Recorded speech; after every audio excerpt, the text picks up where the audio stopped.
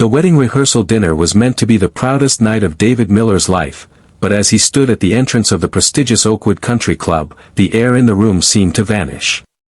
David, a man whose quiet strength was built on decades of relentless hard work, had arrived to celebrate his daughter Sarah, his only child. He wore a simple navy button-down, the same one he had worn to his daughter's college graduation, and he walked with the steady, unhurried gait of a man who knew exactly who he was.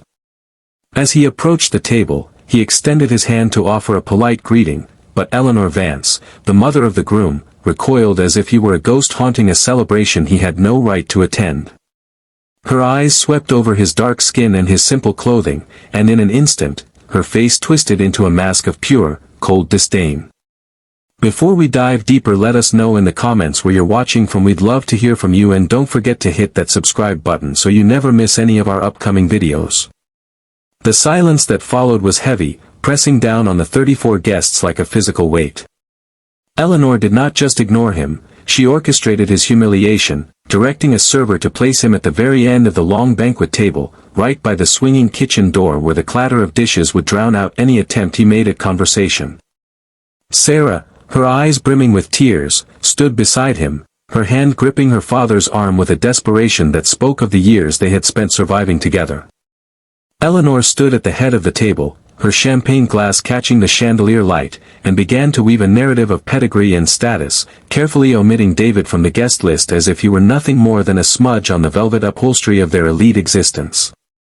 She spoke of her family's legacy, her son's career, and the importance of alignment, her voice dripping with the kind of condescension that only comes to those who believe their position in the world is an absolute, unshakable truth.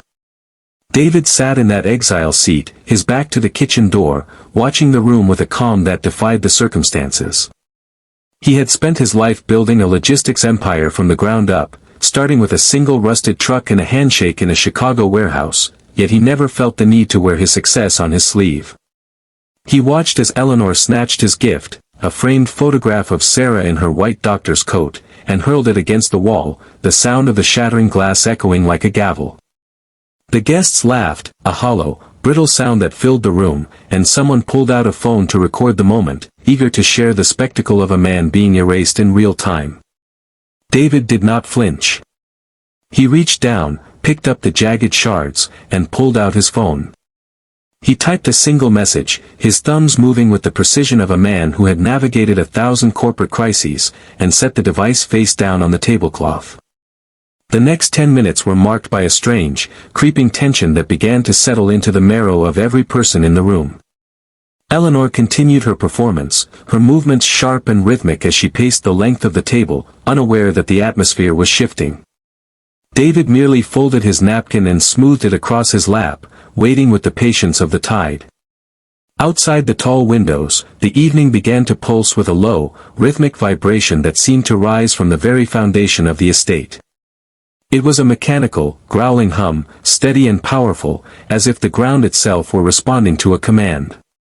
The valet, a young man who had been tasked with keeping the driveway clear of undesirables, stumbled into the ballroom, his face pale and his hands shaking as he approached Eleanor.